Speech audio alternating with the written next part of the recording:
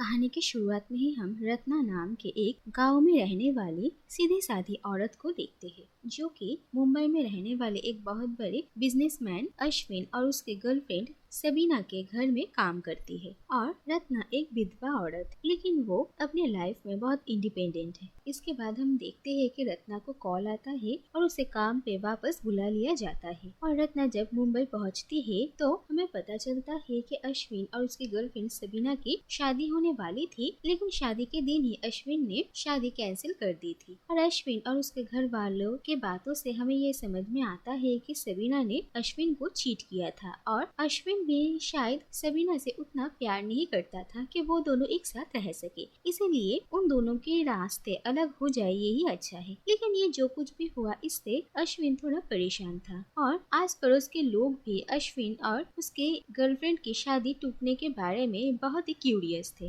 रत्ना ये सब कुछ अपने आंखों से देखती है और अश्विन ऐसे उदास रहने लगता है। ये देखकर रत्ना को बिल्कुल भी अच्छा नहीं लगता। इसके बाद एक दिन रत्ना अश्विन को अपने बारे में कहती है। वो कहती है कि उसके शादी के 4 महीने में ही उसके पति की मौत हो गई थी, क्योंकि वो बीमार थे और तब वो सिर्फ 19 साल की थी। लेकिन रत्ना शादी करना ही नहीं चाहती थी, वो पढ़ना चाहती थी और उसके माँ बाप ने जबरदस्ती ही उसकी शादी करवाई थी। और उसके पति के मरने के बाद उसका सारा दोष भी उसी के सर पर आया था। लेकिन रत्ना ने हार नहीं माना और गाँव के जितने भी सारे नियम होते हैं एक विधवा औरत के लिए, उसने उन नियमों को ना मानते हुए अपनी खुद की जिंदगी में आगे बढ़ने की कोशिश किया है। और अब वो खुद काम करती है और अपने परिवार को भी संभालती है। यहाँ तक कि अपनी छोटी बहन को भी रत्ना पढ़ा रही थी, क्योंकि वो अपने खुद के पढ़ाई पूरा करने का सपना सच नहीं कर पाई थी। और अपनी कहानी से रत्ना अश्विन को ये समझाने की कोशिश करती है कि जिंदगी में चाहे कुछ भी क्यों ना हो जाए, हमें आगे बढ़ते रहना चाहिए। और रत्ना के इन सारी बातों से अश्विन भी काफी प्रभावित होता है। दूसरी तरफ अश्विन घर में अकेला रहता है और अकेले रहने वाले एक मर्द के घर में काम करने के लिए रत्ना को भी बहुत ताने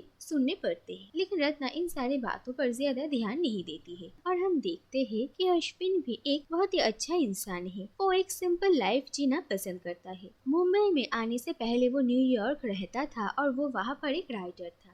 लेकिन जब अश्विन को पता चला कि उसके छोटे भाई की तबीयत खराब थी, तो वो अपने फैमिली को सपोर्ट करने के लिए मुंबई आ गया था। और अपने छोटे भाई की मौत के बाद वो अपने फैमिली के साथ ही खड़ा रहा और वापस न्यूयॉर्क नहीं जा पाया और अपने राइटर बनने के इस सपने को उसने पीछे छोड़ दिया था। और इस बात से भी अश्विन कहीं न कहीं बहुत ही परेशान रहता था। रत्ना इस बात को समझती थी और वो अश्विन से इसके बारे में बात भी करती है और पूछती है कि वो न्यूयॉर्क कभी वापस जाएंगे या नहीं।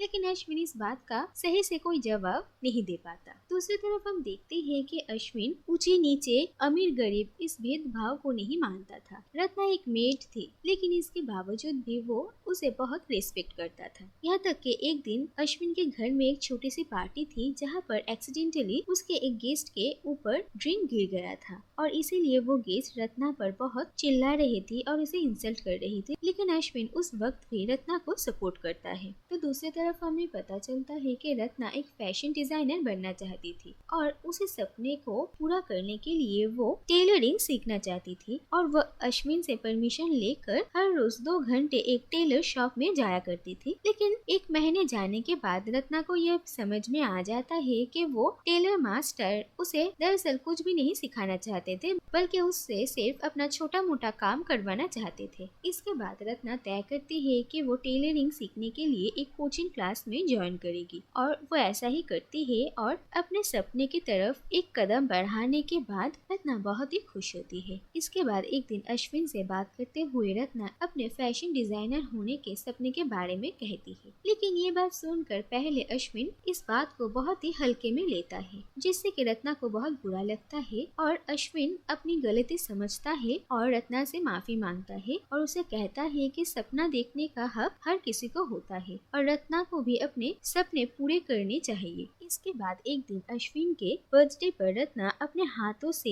एक शर्ट बनाकर अश्विन को देती है और अश्विन वही शर्ट पहनकर उस दिन काम पे पे जाता है। लेकिन जाने से पहले रत्ना अश्विन को सबको ये कहने से मना कर देती है कि ये शर्ट उसने बनाया है, और अश्विन भी इस बात को मान लेता है। और रात को जब अश्विन घर लौटता है तो वो रत्ना को कहता है कि उसके बनाया हुआ ये शर्ट अश्विन के पापा को बहुत अच्छा लगा है, और ये बात सुनकर रत्ना बहुत खुश हो जाती है। इसके बाद एक दिन रत्ना को ये पता चलता है कि उसकी छोटी बहन की शादी तय हो गई है, और उसकी छोटी बहन भी शादी करना चाहती है क्योंकि लड़का मुंबई में रहता है और उसे मुंबई आना था। लेकिन रत्ना कहती है कि पहले वो अपना डिप्लोमा का कोर्स कंप्लीट कर ले, लेकिन उसकी बहन इसके लिए मना करती है। और ये बात पता चलने के बाद रत्ना को बहुत दुख होता है क्योंकि वो चाहती थी कि उसकी बहन अपना पढ़ाई पूरा करे। और जब अश्विन को इसके बारे में पता चलता है तो वो रत्ना को समझाता है कि शहर में रहने वाले लड़के सभी बुरे नहीं होते हैं, बल्कि ऐसा भी हो सकता है कि रत्ना के छोटे बहन की जो होने वाले पति है वो उसे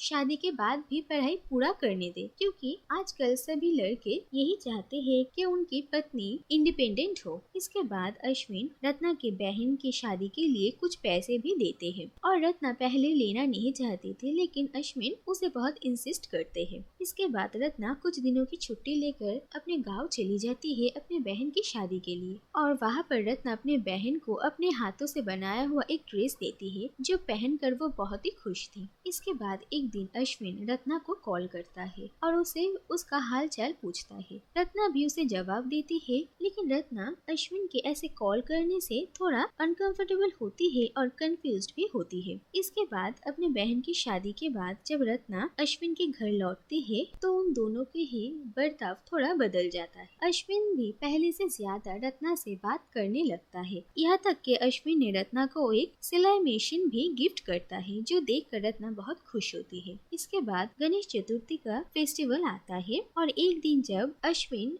ऑफिस से घर लौट रहा था तो वो देखता है कि उन लोगों के बिल्डिंग के बाहर विसर्जन के वक्त रत्ना सबके साथ वहाँ पर डांस कर रही थी और वो काफी खुश थी। इसके बाद अश्विन और रत्ना जब अपने अपार्टमेंट में वापस आ रहे थे तब वो दोनों ही बहुत ही खामोश थे, और फिर जब वो उनके अपार्टमेंट में पहुँचते हैं तो अचानक अश्विन रत्ना के करीब आ जाता है और रत्ना भी पहले कुछ नहीं कह पाती। इसके बाद अचानक अश्विन की माँ का कॉल आता है और रत्ना वहाँ से चली जाती है, और फिर थोड़ी देर में अश्विन रत्ना के पास आता है और वो उसे कहता है कि वो दोनों कहीं बाहर जा सकते हैं, लेकिन रत्ना इसके लिए मना कर देती है और कहती है कि अगर उन दोनों को कोई साथ में देखेंगे तो इस बात का बहुत मजाक उड़ाया जाएगा। लेकिन अश्विन के बहुत जोर करने के बाद रत्ना अश्विन को लेकर उनकी बिल्डिंग के छत पर जाती है और जहाँ से पूरा शहर दिखता है, और ये व्यू काफी सुंदर था। इसके बाद अश्विन और रत्ना के बीच थोड़ी बातचीत होती है और रत्ना अश्विन को सर कहकर बुलाती थी, और अश्विन रत्ना को कहता है कि वो उसे आगे से सर कहकर ना बुलाए। रत्ना इस बात का कोई जवाब नहीं देती और अश्विन को कहती है कि वो आज के रात के बारे में सब कुछ भूल जाए। इसके बाद अश्विन के एक फ्रेंड को रत्ना के ऊपर अश्विन के फीलिंग्स के बारे में पता चल गया था, और ये जानने के बाद वो काफी हैरान होता है और वो अश्विन को समझाने की कोशिश करता है कि वो अपने मेट के साथ कोई भी रिलेशनशिप में नहीं आ सकती है। वो उन दोनों के लिए ही बहुत ही अनकंफर्टेबल होगा और सोसाइटी भी उन लोगों के रिश्ते को एक्सेप्ट नहीं करेगी। अश्विन कहता है कि इससे उसे कोई फर्क नहीं पड़ता, लेकिन अश्विन का फ्रेंड उसे समझाता है कि अगर वो सचमुच रत्ना को पसंद करता है और उसे रत्ना के बारे में फिक्र है तो वो रत्ना के लिए ही उससे दूर रहे, क्योंकि रत्ना को कभी भी अश्विन के फ्रेंड्स, फैमिली, पेरेंट्स नहीं अपना पाएंगे। इसके बाद एक दिन अश्विन के माँ के घर में एक पार्टी थी और वहाँ पर रत्ना को खाना बनाने के लिए बुलाया जाता है, और पार्टी के बाद जब रत्ना बाकी सारे सर्वेंट्स के साथ बैठकर खाना खा रही थी तब अचानक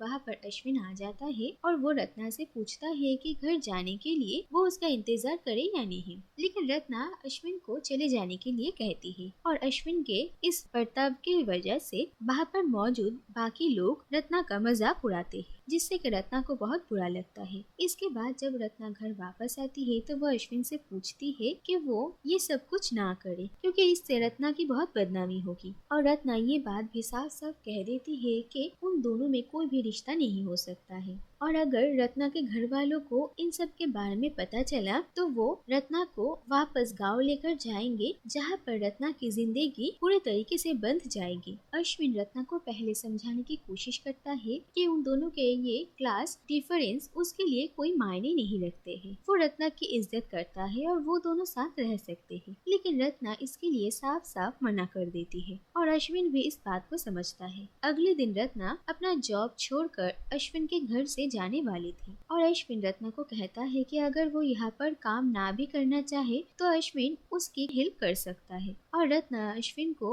उससे दूर रहने के लिए कहती है और कहती है कि अश्विन आगे से उसके साथ कोई कांटेक्ट ना करे। और रत्ना मुंबई में अपने बहन के घर जाकर रहने लगती है। दूसरी तरफ अश्विन को भी अब मुंबई में और अच्छा नहीं लग रहा था और इसके बाद वो जाकर अपने पापा से बात करता है और वो उन्हें अपनी दिल की बात कहते हैं और कहते हैं कि उसे न्यूयॉर्क वापस जाना है। और इसके बाद कुछ दिन बीत जाते हैं और एक दिन अचानक रत्ना को कॉल आता है और उसे एक जगह पर टेलरिंग की जॉब मिलती है। और बाद में ये पता चलता है कि रत्ना जिस फैशन डिजाइनर के अंडर काम करने वाली थी वो दरअसल अश्विन का ही एक फ्रेंड है। और अपना ये नया जॉब पाकर रत्ना बहुत खुश होती है और उसे समझ में भी आता है कि अश्विन के रिकमेंडेशन की वजह से ही उसे ये जॉब मिला था। इसके बाद रत्ना जल्दी अश्विन के अपार्टमेंट में पहुंचती है, लेकिन वो देखती है कि दरवाजे पे ताला लगा हुआ है और वो समझ जाती है कि अश्विन यहाँ से जा चुका है और उसे बहुत ही बुरा लगता है। इसके बाद वो बिल्डिंग के छत पर चली जाती है और वो काफी उदास थी। इसके बाद ही अचानक रत्ना को अश्विन का कॉल आता है और अश्विन का कॉल देखकर रत्ना भी काफी खुश होती है और उसे समझ में आता है कि अश्विन भी रत्ना को अपने बराबर ही देखना चाहता है। और फिर रत्ना अश्विन के साथ बात करने लगती है और पहली बार वो अश्विन को उसके नाम से पुकारती है, जिससे कि ये समझ में आता है कि शायद ये सोशल डिफरेंसेस के बाद भी ये दोनों एक साथ हो सकते हैं। और इसी के साथ ये कहानी यही पर ही खत्म हो जाती है।